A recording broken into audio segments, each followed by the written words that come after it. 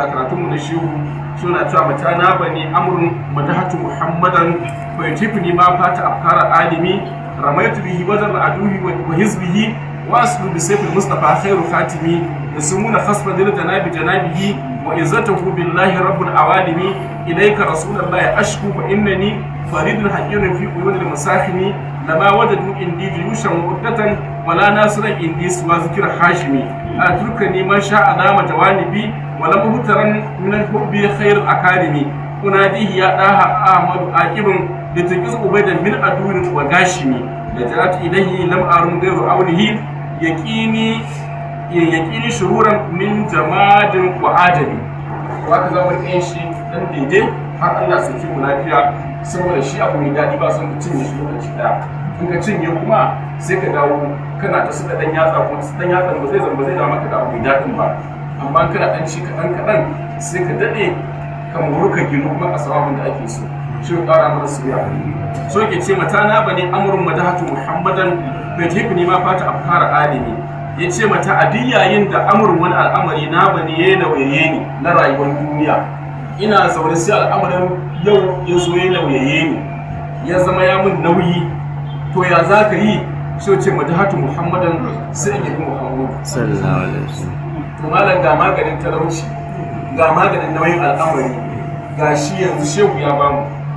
duk lokacin da lamari ya maka nauyi gabas ya daure kudu ya daure arewa daure yamma ya daure sama ƙasa ko ina yi mene ya daure mun san sama ita ba ta daure ba tunda daga nan arziki ke saukowa to an ko ina ya daure ka buga kowane bango ka ji shuru to dawo daki rufe kofa dauki diwani yake ban manzon Allah kaga me zai biyo baya so jafait hifni ma fata afkara alimi idan na kamo yaban annabi sai a yi mun kyautan abin da ya fi ƙarfin hankalin mutane sai zo sai ka ji an zo da kaza sai ka ji kayan sai gidan sai abu ya jika ta ko ta ina sai a mun kyauta ya ta zuwa dama kai ga annabi me ake ba mai yabo kyauta me ake ba mai yabo kyauta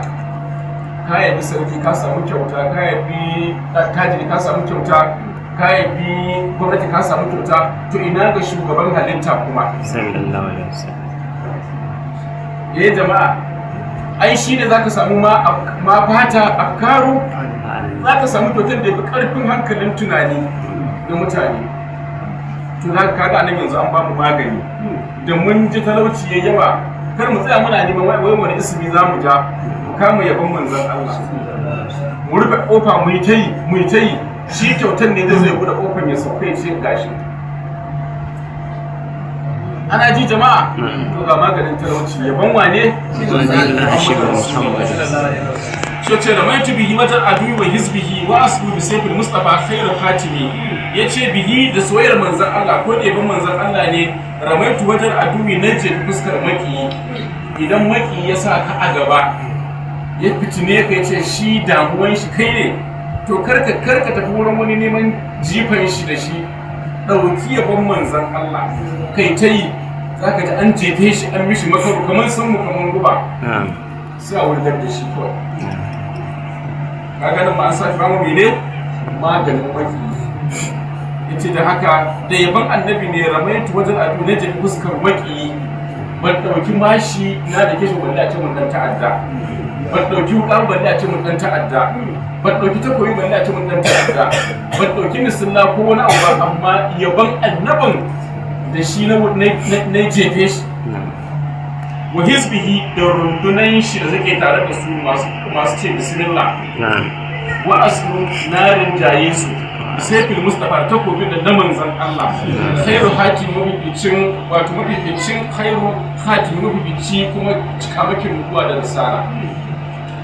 dan haka in ka rike takobin annabi to dole ka rinjayi mene ka rinjayi kowa in ka rike takobin manzan Allah ba to kowa ne ka mene domin shi takobi ne rinjayayye na Allah shehu Ibrahim shi ya ce ya su muna khasman da janabi wa izzatuhu billahi rabbul awalimi nan shehu na magana ne saboda a zamanin sa ya fuskanci challenge ya fuskanci masifa tun daga gwamnati na zamanin shi saboda azzalumai ne, ya sake fuskanta da kuma turawan mulkin mallaka na irin zamanin su ma azzalumai ne, ya fuskanci sharri kuma irin na malamai na mutane da makaru. Shi yasa yake wannan bayanin. Shi kuma gashi bai rike komai ba sai san annabi da yaban annabi, su kaɗai ya rike. An gane ko to suna zama suna shirye-shirye a kan shi, su tunanin shi kaɗai mutum ɗaya, amma ka je na da mabiya sama da 30,000, 20,000, sama da 50,000, sama da 100,000 shi ɗaya. Sai a rika tunanin kawai yana son ya yaƙi ne, ya tara makamai, ya tara abubuwa, yana son ya fitina ne ko da gwamnati ko da turawan mulkin mallaka. Dan a zamanin shehu ba da yake raye, mutanen Najeriya almajiri kawai da yake da sun gani Najeriya sun haura sama da mutum 30,000 na suke karkashin shi kawai ilimi da suka tafi kawai tun daga Najeriya. To ina ga kuma sauran nahiyoyi, na ga wata wasiƙa shi da ke ce almajiran da ke karkashi na 'yan Najeriya sama da mutum 30,000 ne. Inna lillahi wa inna ilaihi raji'un. Shehu Ibrahim wani malami ne ke da sama da mutum 20,000 goma ma. To 'yan nahiya ɗaya kawai. To ina ga sauran nahiyoyi shi kuwa lokacin duk nahiya ne labarin sai kana ɗin kowa zo neman ilimi, don duk ilimin da ake nema sai a ji ba malami sai Shehu Ibrahim. Malamai ma zuwa suke su zama almajirai su ƙara ilimi saboda baharun ɗin ya zo. Inna lillahi wa inna ilaihi raji'un. Shehu Ibrahim. To da haka sai ya zama da turawan zamanin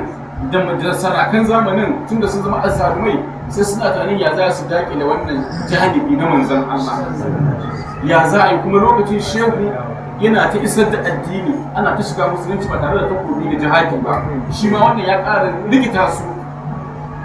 Da haka wannan baitin ya ɗauko ba ne akan irin wannan lokacin. Da aka ce na yi ce fuskar wannan makiyan da yaban manzon Allah da rundunar su na tarwatsa su, na rinjaye su da takobin annabi Muhammad mafificin halitta kuma hatimin nubuwa da risala. Yace ya sumuna hasba da janabihi wa izzatuhu billahi rabbul alamin, sun yi ta neman kiskarwa a ce a kifa wannan mutumin a shafe shi kara da shi a bayan kasa. Sun yi wannan shirin akan shi ba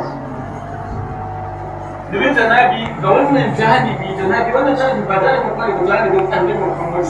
So sun ta shirya makirci ne za a shafe shi a bayan ƙasa, saboda in ba a shafe shi ba kamar da zamanin annabi suke zama ya za su shafe manzon Allah da jin labarin shi kowa ya bene wai ya huta bayan ya kawo shari'a ne,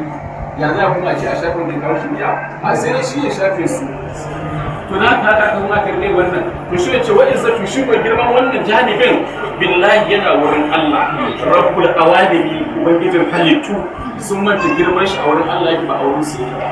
tunda ya ce shi ba zai jawabi mai musu wani ba. Allah ya kiye ji sun kuya musu sun kuya kanshi a gaban su. Allah faɗa karatu mu na ce ko ba haka ba, aballahu ma kuntu ahadim ahmadan wasa'atu qalbi aw qulubil zalimi. To tunda sun ga zuciyar shi ya ƙi bin su, ya ƙi zuwa yadda suke yaƙi ba su kai, to sai suka koma tunanin ya za su shafar da shi a bayan ƙasa. Saboda idan ya shigo wuri ba a jin labarinsu sai shi.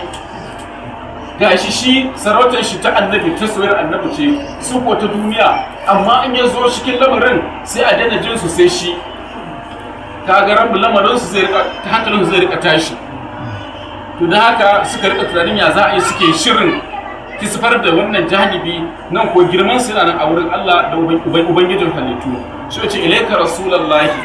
ashku fa innani faridun haqirun fi uyunil musafimi. Allahu akbar. Yace rasulullahi ilaika ashku, ya ma'aikin Allah zuwa gare ka nake kawo kuka, domin ba inda shehu zai kai kuka ba wurin manzon Allah ba. Don da inda za a kai makiyan shi ne masu neman halaka shi ne, to wurin ma kuma zai kai kuka sai wurin manzon Allah. Fa inda ne ya rasulullahi faridun, ni fa ni kadai ne. Duk inda aka tashi magana ni kadai ake cewa. Ya kamata maluma suna nan da yawa a ƙasar nan, amma fa ba a cewa ba a neman hada da kowa ko fitina da kowa sai da ni kadai. Aina illallah. Haƙirun ni kuma dinnan gani wulaƙantaccen mutum, ba dan siyasa ba dan daula ba dan komai ba, almajiri talaka mai kwanciya a dan soro. a ɗan buka banda gini na tubali sai buka ƙarshen wulaƙanci ya rashin komai banda komai, amma kuma ni ne aka sa a gaba. Kai wannan lamari in Allah ya kate Allah ne lamarin ka to ka sani ba sai ka ji jiki. To da haka ne haƙirun da ni wulaƙantacce ba komai ba, wani da masahimi a idan azzalumai ko ko a idan mahasada. Wayannan mahasadan masu bina da hasada da kwafe, to kullum haka nake a idan su. To ya Rasulullahi na kawo kuka zuwa gare ka, ya Rasulullahi na kawo kuka zuwa gare ka. Lama wajadu indi jiyushan wa uddatan wala nasira indi siwa zikir hashimi. Sun zo sun ce ni na tara rundunar mutane don in yi jihadi in yaƙi. Wa uddatan an ce na tara su mashi su makamai, na tattali makamai, na tara runduna na mutane, amma an zo ma wajadu indi ba a sami wasu rundunar mayaƙa da na tara ba, man da almadari da ake ta karatu da zikiri. La ilaha illallah. Ba ban da makami ban da wuka na yanka kaza, amma an ce duk jamhuri da sharri an taro, an ce duk na tara, ina nan wai ina so in kifar da gwamnati in yaƙi in kafa in abun nan. Ta Rasulullahi ba a samu koyan nan a wurina ba, wala nasiran indi, kai babu wani mataimaki a wurina. Da aka jefo da wannan jamhurin kaina, ya kamata a samu koda mai anguwa a garinmu ya ce kai ba haka ne ba, to kowa ma ya yi obe a can. Da haka ban da wani mataimaki yau a wurina, ba wani mataimaki ɗaya da ya tsaya ya taimake ni akan ba haka ne ba. Kowa ya ce haka ne, kowa ya ce haka ne, to in ba kai ba Rasulullah ba wani mataimaki, babu wanda zai taimake ni, babu wanda zai kare wannan shiri. La ilaha illallah. To wala nasra indi, babu kuma ya taimako a wurina siwa zikira hashimi, in ba an batanka kai ba hashimin dangi ba, an batanka kawai ne shine wanda na tara almajirai ne, wanda soyayyanka da zikiri da alqur'ani ba mu da wani aiki, amma hasken nan ya karaɗe ya game. An ce ga jamhurin da aka ɗora a kai na Rasulullah. To shi na gawa manzon Allah kenan, so na gawa manzon Allah kenan, gashi. To manzon Allah ko za mu ji abin da zai rushe. Ada turkuni man sha adama jawanibi wa lam ubtala min hubbi khair al akademi. Ada turkuni yanzu a barni man sha alama da wanda ya so zaluntan jawanibi, wannan janibi wanda ya so zalunta na cutar da ni, a barni da shi zalunce ni ya Rasulullahi ga ka. Ba zai yi ba. Wala ma haƙu wutar ban da wani alfarma fa da nake da shi. Min hubbi khair al akademi, wanda soyayya mafificin shagabanni shine kadai nake da shi. To kuma shi soyayyar da ambatan shi na riƙe, shi ne makamina, shi ne garkuwata, shi ne rundunana, shi ne yaƙina, shi ne kuma nasarata. Shehu Ibrahim Yes. Don haka unadihi ya ɗaha Ahmadu Aqibun litunqis ubaidan min aduwin wa gashimi. To ina ta kira unadihi, ina ta kiransa, ina ta kiran manzon Allah, ina ta cewa ya ɗaha ya Ahmadu ya Aqibu. La ilaha illallah. Ina ta cewa ya ɗaha ya Ahmadu ya Aqibu litunqis ubaidan, a tsamar da wannan ganganin bawa min aduwin daga makiyi wa gashimi da azzalimi da suka yi wannan shiri, to a tsamar da ni daga su kuma a rubuta shirin su. Ce da jati ilaihi lam arun gairu aunihi yaqini shuhuran min jamadin wa adami. Yace to da jati ilaihi na fake zuwa ga manzon Allah sallallahu alaihi wasallam. Lam arun gairu aunihi, ban nemi wani abu an ba taimakon manzon Allah ba, don babu wani taimako da zai zo mun kuma sai naka ya Rasulullahi. Yaqini shuhuran, a tsare ni sharrori na wayannan bala'o'i da na faɗa, na wayannan abubuwa da na faɗa, a bar mu ta zikiri, mu raye ƙasa da zikiri da ambato da alƙur'ani. A tsare mu da duk wannan sharrori min jamadin, wanda zai zo daga sandararren abu wanda bai ma motsi, ko da itace ne na gidanka, to sharrin shi a tsare ka da shi, kar ka tsaya, kar ka zo ka kauna a ƙarƙashin shi ya yanko ya faɗi bib a jikin kai karya ka. Ko kana ko dutse a gidanka kana zo ne mirgino ya danne ka, ko ba haka ba? To a tsare ni daga sharrin sandararrun abubuwan da ba su motsi wa adami da mai kai da kawo kamar dan adam, duk a tsare ni daga sharrin su shi. Shehu Ibrahim ke yi wannan addu'a. To za mu yi gobe ci gaba na yadda lam karatun yake da shehu koro, saboda kaɗan za mu rika jin shi, za mu da shehu rika bayani da yadda kuma ya samu taimako daga manzo Allah kuma da Allah ya rusa shirin su ya koma ta ahlami na na'imi kamar mafarkin mai bacci sai zama ba tasiri. Shehu Ibrahim kenan. Allah ya kara mana son shehu, Allah ya kara mana son shehu, Allah ya kara mana son shehu. To ga mu'ujiza da muka saba kawo na manzon Allah sallallahu alaihi wasallam, mu'ujizan yin shi kuma na barewa. Jiya mun ji mu'ujizan damo, mun ji damo yankakke. An gane shi ba a tashe shi an dawo mishi da rai ba, amma kuma an yi magana da shi kuma ya amsa. Wannan shi ya fi tashin abu mai rai. Mai rai shi ne ka tashe shi ya tashi, ko ran ya dawo ya tashi ya zauna ya ci gaba da rayuwa, shi ne mu'jiza ko? To shi wannan an yanka ba nemi ran ya dawo dabban ya ci gaba da rayuwa ba, a'a an yi magana da shi a yankan ya fi a ce kuma an tashe shi ne da rai. An gane ko? To yau gashi na barewa shi kuma za mu ji mu'jizan barewa da Muhammadu Rasulullahi sallallahu alaihi wasallam. Haka za mu rika jin wayannan mu'jizozi domin mu ƙara san annabi da kyau, kuma za mu wake shi ta wayannan girma, ta wayannan baiwa, ta wayannan darajoji, ta wayannan albarkatu da yake da su. Shi ne jin daɗi na mai yaban da kuma na wanda ka yaba sallallahu alaihi wasallam. An kai daga Anas dan Malik da Allah tabbata a gare shi, sai da Anas dan Malik ya ce manzo Allah sallallahu alaihi wasallam ya zo wucewa wurin wasu mutane, sai tare da su sun farauce wata barewa da suka farauce ta suka daure ta a wani turke. Su ba su sake ta tafi ba, su ba su yanka ta sun ci ba, su ko ba su kyale ta ba, suka barta suka fita har ɗanta suka tafi wani sha'ani. Ita kuma wannan barewa tana da 'ya'ya guda biyu suna cikin dutse. 'Ya'yan nan su ko san ta fita neman abinci an farauce ta ba, da haka har lokacin sha ruwan su ba su ga uwansu ta dawo ba, da haka ba su san kuma farauce ta aka yi ba. Da haka bari wannan an tun safi aka farauce ta kai har tsawon rana, 'ya'yanta ba su ganta ba su kuma san inda take ba, kuma suna nan a wurin a cikin dutsen ba su fita ba, sun san dai za ta dawo ta shayar da su nono. Wannan barewa rana ya tsakaitu ya kai rana, sai ga suna Rasulullahi ya zo wucewa, Muhammadu Rasulullahi. Za mu ji inda barewa za ta ke kuka wurin manzan Allah, za mu ji da kuma za a share mata kukanta a warkar da ita. Sai na Rasulullahi ke mai alƙalanci tsakanin dabba da mutum, mai gyara tsakanin kowa da kowa.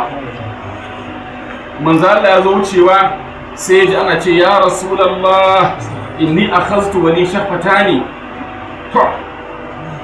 wannan fi barewan haka take kiran manzo Allah, take faɗan wannan kalmar da larabci, kamar yadda damo shi ma yankakke magana da mene da harshen larabci, ko ma ya ji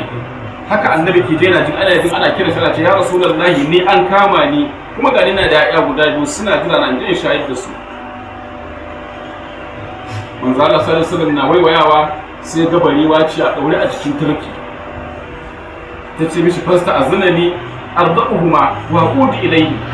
ka roƙan mun izini a wurin wanda suka farauce ni in ji barewa kenan,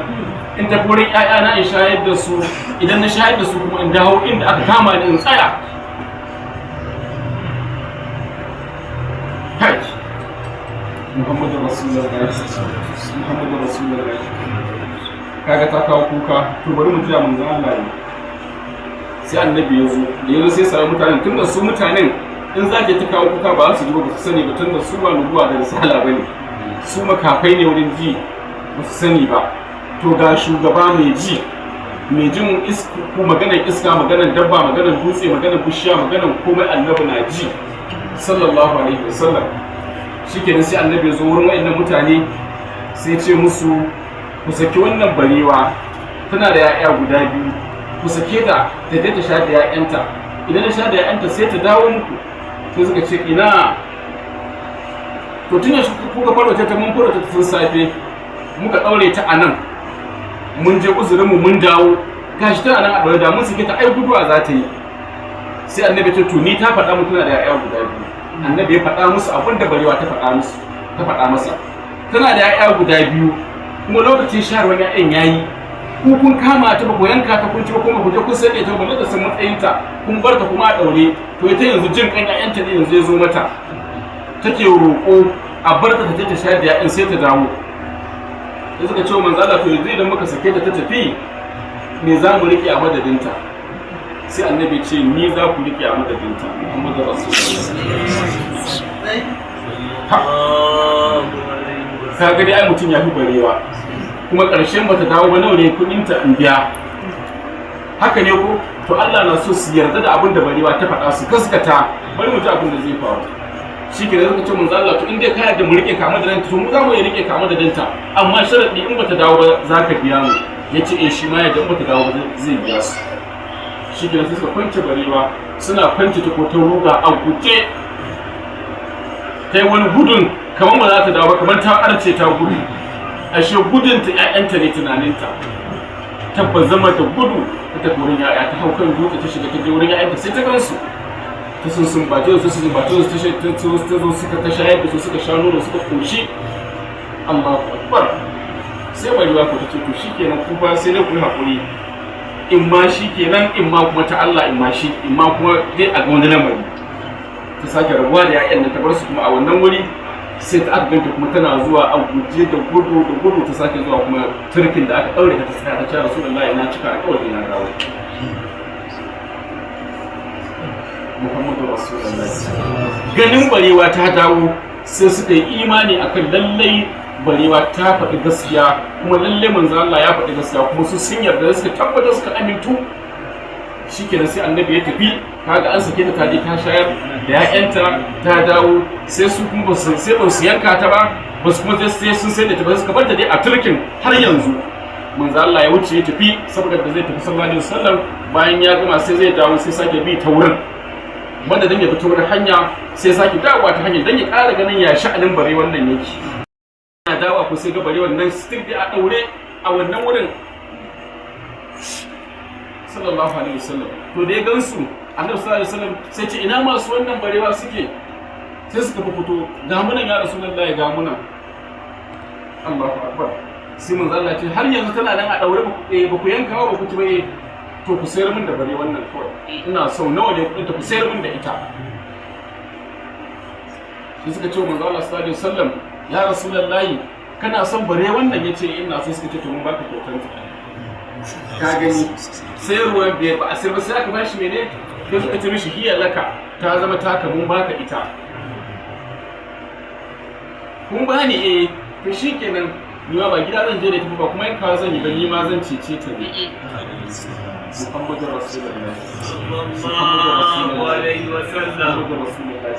shikenan sai ce mun sai ce sallu anha to ku sake ta wato ku rabu da ita faɗaɗɗuha shi ke sai suka kwance ta suka sake ta fa zahabat sai ta fita tana murna tana ma manzon Allah godiya tana ma Allah godiya tana ma annabi godiya tana la ilaha illallah muhammadur rasulullah la ilaha illallah muhammadur rasulullah ka sai tafi shi ke nan ta kuma riya inda suka uwansu ta dawo me dalili me sila muhammadur rasulullah kaga shi sa shi ke cewa duk wanda ya kai ƙara wurin manzon Allah to za a share masa mene kukansa rafaki da ƙara aminu shi kaya ji walan yin fazo shakwar ilayi falar yushki na ɗaukaka kuka na zuwa ga manzan Allah ba a taɓa samun wanda ya kai kuka wurin annabi sallallahu alaihi wasallam ba ya kai kuka ko ba a share masa hawa ya daina kuka ba shi sai kawo a baitin sai kawo barewa ta kawo kuka an share mata shine wannan barewa ta kawo kuka an share mata kuma har ta samu ceto har ta kuɓuta daga halaka daga kashewa daga yanka duk ta kuɓuta an sake ta tafi ta samu ramana raƙumi shi ma ya kawo to ina ga mutum kuma ya kawo kuka wurin manzon Allah to da haka mu san annabi na da girma sallallahu alaihi wasallam duk damuwanmu in ya dame mu mu kama yabo mu kai ma manzon Allah mu kira shi mu ce ga damuwanmu wallahi sunan damuwan gamammi an gama saboda haka maulanmu ya tafi shi Ibrahim kuma haka yi nasara bai yi nasara da wani makami ba sai da son manzon Allah bai yi nasara da wani takobi ba sai da son manzon Allah bai yi nasara da wasu runduna ba sai da son manzon Allah ya ce rundunan yakin makamin silken hulan yakin komai ya ce son manzon Allah su ne za a jikin shi sai zaman ka jefe shi sai annabi ya mayar maka da jifa in ka taba shi sai annabi ya yaƙe ka rundunansa manzon Allah ne to mu ma faira haka muke kuma mu tafi a hakan yadda shewa yake haka ake so mu tafi shikenan abu ya kyau kenan to Allah ka datar da mu, Allah ya ƙara mana soyayya